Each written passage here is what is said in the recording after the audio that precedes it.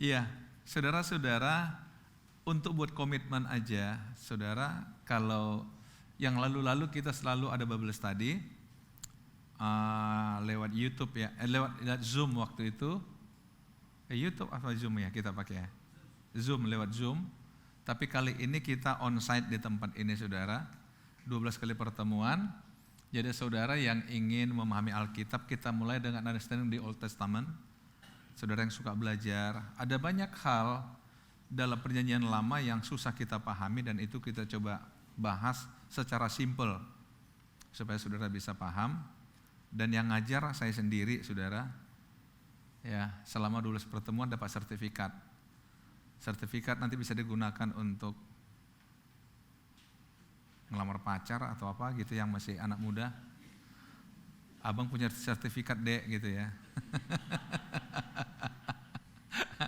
Iya, berbayar, saudara boleh nawar, tetapi tetap enggak kurang. Ya, kita mulai tanggal 20, jadi kita selesaikan itu di akhir November, 12 pertemuan. Jadi saya berharap saudara-saudara yang rindu memahami Alkitab lebih dalam lagi, boleh ikut ya. Oke, itu saja saya kira pengumuman bagi kita.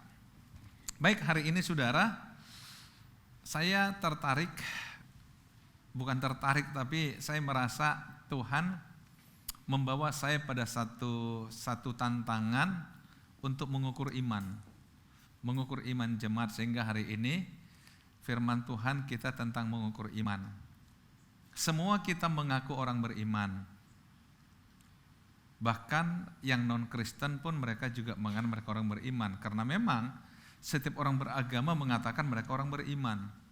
Tapi hari ini kita coba belajar dalam perspektif Alkitab, bagaimana mengukur iman, supaya jangan sampai kita mengaku orang beriman ternyata belum, atau sebaliknya kita sudah beriman tapi kita tidak sadar bahwa kita udah orang yang beriman.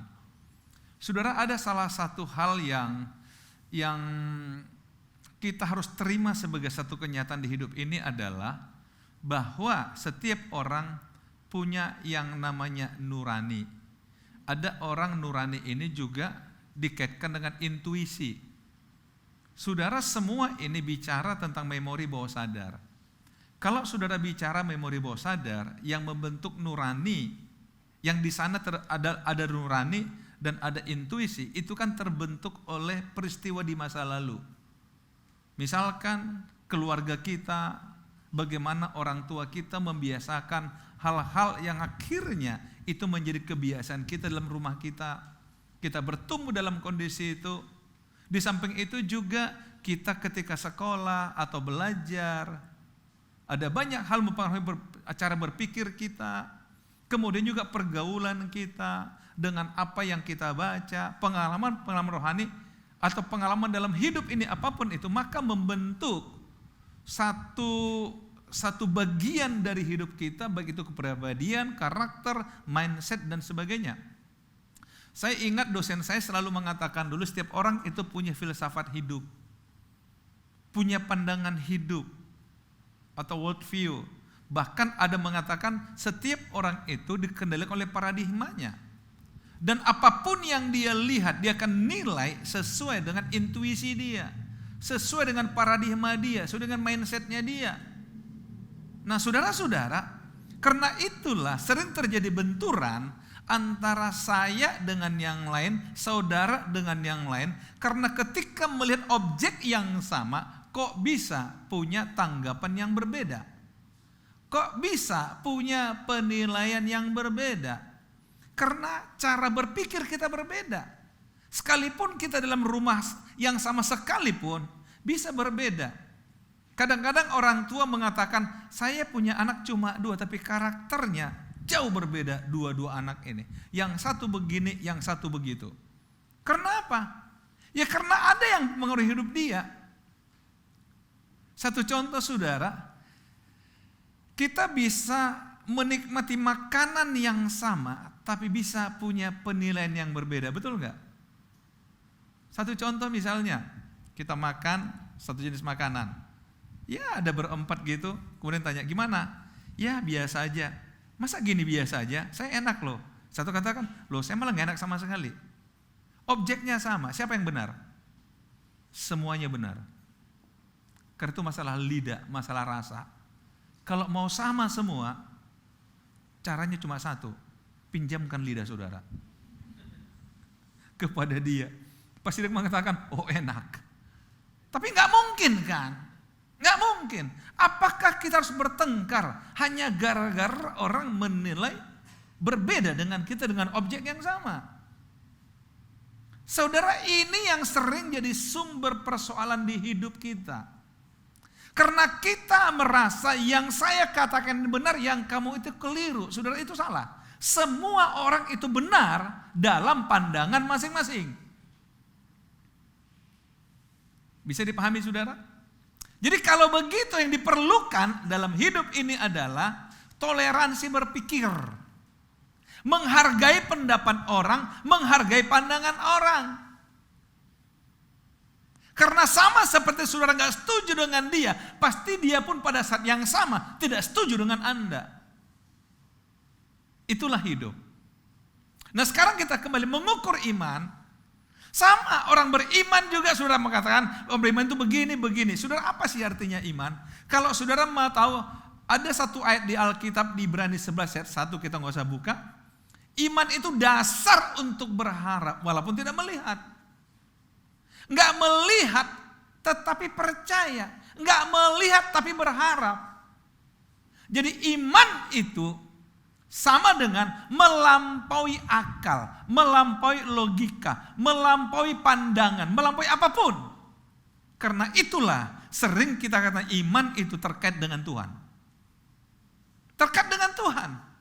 Kita percaya ada Tuhan karena iman. Terlalu sulit bagi kita kalau menggunakan akal untuk membuktikan Tuhan itu ada. Saya menonton satu YouTube singkat sebenarnya, ketika orang ditanya, bisakah engkau membuktikan pada saya kalau Tuhan itu ada? Dan orang menjawabnya begini, saudara percaya enggak hukum sebab akibat? Segala sesuatu pasti ada penyebabnya. Akibat adalah karena sebuah sebab. Dia bilang, oke, karena itu hukum fisika saya percaya. Kemudian dia tanya, saudara percaya dunia ini ada? Percaya. Saudara percaya ada yang menyebabkan dunia ini ada? Ada. Siapa dia? Enggak tahu. Nah itulah iman. Kita percaya ada yang jadikan dunia. Dan kita harus percaya itu adalah Tuhan. Nah saudara-saudara, karena itu terlalu sulit kalau kita ingin menangkap, menggunakan logika kalau kita bicara iman. Saya coba lagi saudara masih ingat saya pernah membaca satu buku, saya pernah cerita kepada saudara, ada seorang kakek ini tinggal satu kompleks perumahan di salah satu kompleks di satu negara bagian di Amerika. Si kakek udah umur 70 ke atas begitu, setiap pagi kakek ini duduk di depan pintu rumahnya. Ada sebuah kursi, dia duduk di situ depan rumah. Setiap pagi. Dia tidak sadar ternyata ada seorang anak umur 5 tahun mengamat-amati si kakek. Satu ketika saudara, si anak ini pagi-pagi tendang-tendang bola, tanpa dia sengaja bola itu tertendang sampai ke halaman rumah si kakek. Karena kompleks itu nggak kayak rumah kita, pagarnya 4 meter gitu kan. Kalau sana nggak, kompleks itu nggak pakai pagar. Akhirnya si anak ini berlari kecil, ambil bola, dikatakan permisi kakek membelok, silahkan. Tapi ketika si anak ambil bola, dia berhenti. Dia katakan, kakek, boleh saya tanya, kenapa kakek setiap pagi duduk di sini? Sepertinya kakek menunggu seseorang ya. Si kakek katakan, ya, saya sedang menunggu Tuhan. Si anak bingung, maksud kakek menunggu Tuhan bagaimana? Iya, orang bilang Tuhan itu ada. Dan saya sudah katakan sama Tuhan, tunjukkan dirimu kalau engkau ada, supaya aku percaya bahwa engkau ada. Si anak diam, gak tahu dari mana bijaknya anak. Si anak bilang, kek, boleh minta tolong kakek tutup mata. Si kakek ngikutin, tutup mata. Si anak katakan lagi, kek, coba hirup udara. Dihirup. Kemudian si anak kecil tanya, kakek mencium bau apa? Oh, bau bunga karena ada taman. Si anak katakan, dari mana kakek tahu itu bawa bunga? Kakek kan tutup mata. Iya, karena saya tahu ini memang ini aroma bunga. Akhirnya si anak katakan, kek, begitulah Tuhan. Yang harus kita percaya Tuhan itu ada, baru kita bisa merasakan Tuhan itu ada. Wah, kemudian anak ini pergi. Saudara, itu ditulis dalam satu buku. Bagi saya seorang anak kecil ini dipakai Tuhan untuk menjalankan eksistensinya Tuhan. Saudara-saudara, itulah hidup. Nah, hari ini saudara, kenapa saya bicara mengukur iman? Karena terlalu banyak hal di hidup ini yang kita hadapi, yang kita alami, itu enggak sesuai dengan pikiran kita, enggak sesuai dengan maunya kita, enggak sesuai dengan mindsetnya kita, enggak sesuai dengan apapun yang kita harapkan. Sehingga kita mulai bertanya. Jadi dari pertanyaan-pertanyaan kita, harusnya dari sana kita bisa mengukur iman kita. Mari kita lihat dalam Alkitab, Habakuk pasal 2 ayat 4. Sesungguhnya orang yang membusungkan dada, ini kata lain dari menyombongkan diri, tidak lurus hatinya. Tetapi orang yang benar itu akan hidup oleh percayanya. Orang yang benar itu akan hidup oleh percayanya. Jadi orang benar dan iman itu berbanding lurus. Percayanya, saya sengaja saudara tampilkan dalam bahasa Inggris karena digunakan by his faith. Iman akan hidup oleh imannya. Orang benar itu akan hidup oleh iman. Orang benar itu beriman. Bukan orang pintar. Orang benar. Jadi pintar gak sama dengan benar. Tapi Alkitab menggunakan orang yang benar akan hidup oleh percayanya. Orang benar akan hidup oleh imannya. Saudara-saudara, ayat ini dilatar belakangi oleh pertanyaan seorang nabi Tuhan yang bernama Habakuk kepada Tuhan. Dan ini jawaban Tuhan atas pertanyaan Nabi Habakuk. Jadi saudara bisa bayangin, seorang nabi pun ternyata dia pernah goyang. Ternyata dia pernah ragu. Karena melihat fakta-fakta yang ada, itu enggak sesuai dengan logika berpikir dia. Enggak sesuai dengan apa yang dia yakini. Kok begini? Kok jadi begini? Mengapa? Hari ini kita akan ambil dua pertanyaan yang disampaikan oleh Nabi Habakuk kepada Tuhan. Sehingga Tuhan menjawab dengan jawaban ini. Yang pertama adalah dalam Habakuk pasal 1 ayat 2. Berapa lama lagi Tuhan? Aku berteriak tetapi tidak kau dengar. Aku berseru kepada penindasan tetapi tidak kau tolong. Saya coba berhenti juga dulu di sini ya. Mengapa di sini dia berteriak dan berseru kepada Tuhan penindasan? Yang terjadi pada zaman Nabi Habakuk. Nabi Habakuk ini melayani zaman Israel. Di Israel itu, saudara-saudara, yang terjadi adalah ketika kesulitan mulai ada di bangsa Israel, maka ada banyak rakyat itu yang mengalami kesulitan ekonomi. Maaf, terlalu bersemangat, agak keselak. Terlalu banyak masalah yang mereka hadapi sampai makan pun mereka sudah mulai sulit. Mereka mau bertani tidak punya benih dan sebagainya. Nah, kesempatan ini digunakan oleh orang-orang yang punya uang untuk menawarkan bantuan pada mereka, tapi jaminannya ladang. Akibatnya apa? Si pemberi bantuan sadar betul bahwa kalau saya bantu orang ini, pasti orangnya akan bisa bayar utangnya. Dan dari awal dia sudah berpikir, saya akan ambil ladangnya dia. Dan terjadilah demikian, sehingga yang susah semakin susah, yang lemah semakin lemah, yang kuat semakin kuat, yang kaya semakin kaya. Itu di dalam satu bangsa, yaitu bangsa Israel. Nah, Habakuk memahami ini penindasan orang yang kuat terhadap orang yang lemah. Bisa ditangkap saudara? Itulah sebabnya sebagai seorang nabi, dia berdoa, dia berteriak, Tuhan terjadi penindasan di bangsa ini. Mengapa Engkau izinkan dalam satu bangsa saling menindas?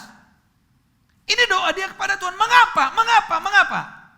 Karena bagi dia harusnya, idealnya sesama anak Tuhan yang satu agama, satu iman, satu Tuhan, harusnya saling menolong, bukan saling mengambil kesempatan untuk keuntungan pribadi. Dia teriak. Kemudian dia katakan begini, mengapa engkau memperlihatkan kepadaku kejahatan sehingga aku memandang kelaliman? Dia melihat penindasan ini sebagai sebuah kejahatan, sebagai sebuah kelaliman. Sehingga dia bertanya, mengapa engkau memperlihatkan kepadaku kejahatan sehingga aku memandang kelaliman? Ya, aniaya dan kekerasan ada di depan mataku. Perbantahan dan pertikaian terjadi. Saudara bisa bayangkan, kalau ada orang kuat akhirnya harus mengambil paksa tanah orang, ladang orang, pasti terjadi perbantahan, terjadi pertikaian, terjadi pertengkaran. Pasti agak kacau. Sebagai seorang nabi, saya yakin dia sudah menasehati mereka, tapi gak peduli. Dia doa sama Tuhan, kok gak didengar Tuhan? Bisa dipahami saudara? Itu kondisi pada masa itu. Sehingga Nabi Habakuk bertanya, mengapa? Saudara, jujur, ada banyak pertanyaan kita. Mengapa? Kalau kita bicara mengapa, kembali pada hukum sebab akibat. Apa sih penyebabnya? Kenapa jadi begini? Saudara-saudara, saya belajar banyak hal di hidup ini tentang kehidupan. Ternyata tidak semua pertanyaan yang kita tanyakan itu ada jawabannya. Betul? Yang akhirnya karena kita tidak menemukan jawaban dari orang, kita jawab sendiri pertanyaan kita. Sering terjadi begitu. Hanya supaya kita gak penasaran, tetapi jawaban kita hanya spekulasi. Oh mungkin. Hanya ingin memuaskan pikiran kita. Tapi apakah memang demikian? Belum tentu. Bisa nangkap maksud saya saudara? Kita bertanya, kenapa? Apalagi saudara kita kenal, orang Medan katanya suka kepo. Semua pengen tahu, semua pengen ditanyakan. Kenapa?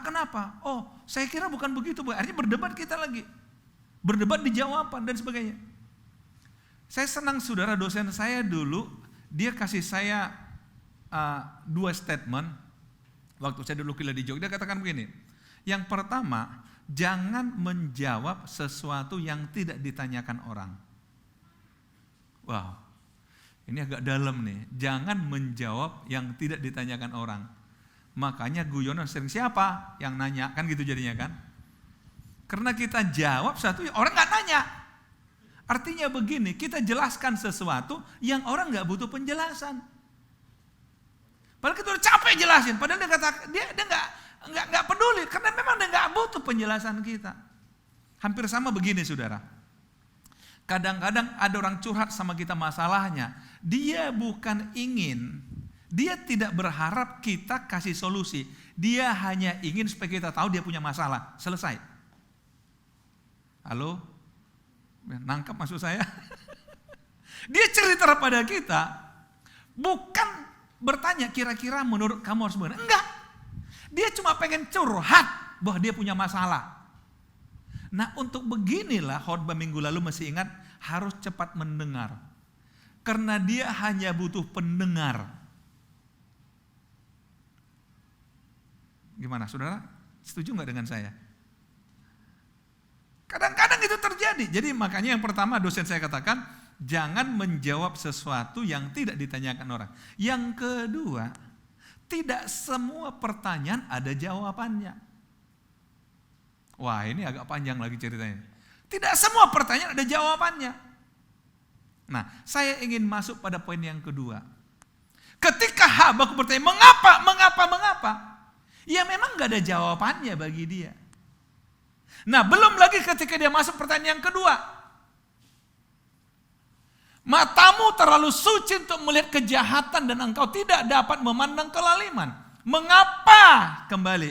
Mengapa engkau memandangi orang-orang yang berbuat hianat dan engkau berdiam diri apabila orang fasik menelan orang yang lebih benar dari dia. Nah saudara, saya ingin lanjutkan cerita tadi. Jadi ketika yang terjadi di bangsa Israel adalah orang kuat menindas orang lemah, otomatis orang kuat semakin kuat, orang lemah menjadi semakin tertekan, lemah. Nah, ternyata cara Tuhan menyelesaikan masalah ini adalah membangkitkan satu bangsa yang disebut dengan bangsa Kasdim. Ini jawaban Tuhan.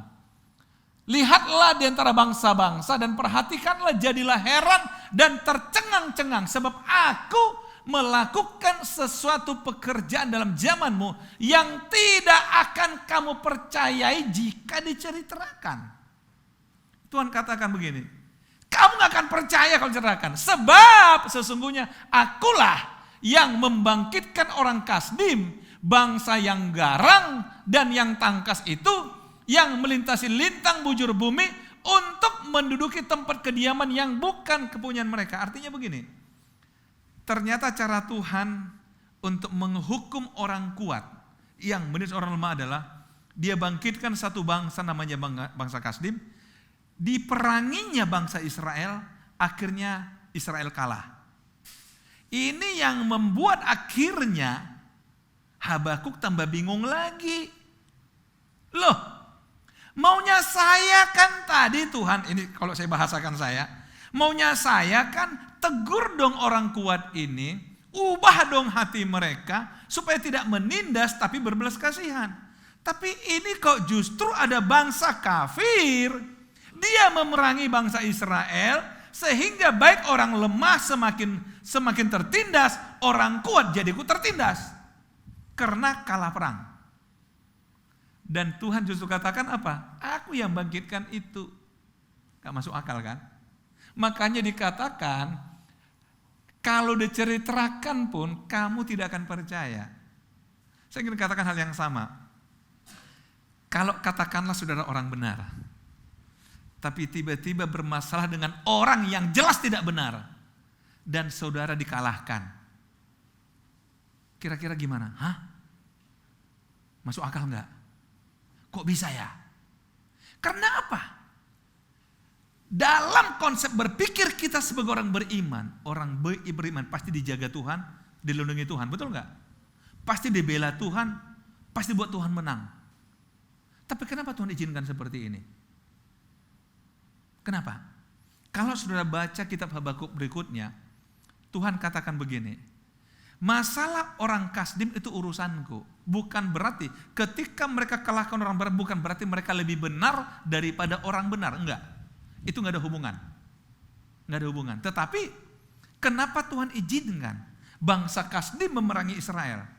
Inilah cara Tuhan menghukum umat Tuhan yang tidak benar. Bisa ditangkap saudara?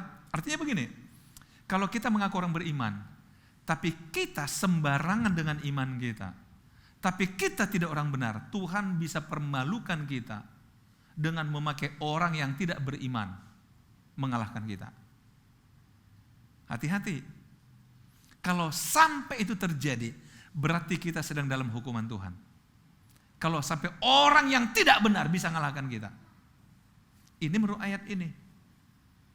Jadi artinya begini saudara, yang mau Tuhan katakan pada Habakuk adalah, Habakuk, gak usah terlalu pikirilah dalam hidup ini, segalanya kau pertanyakan.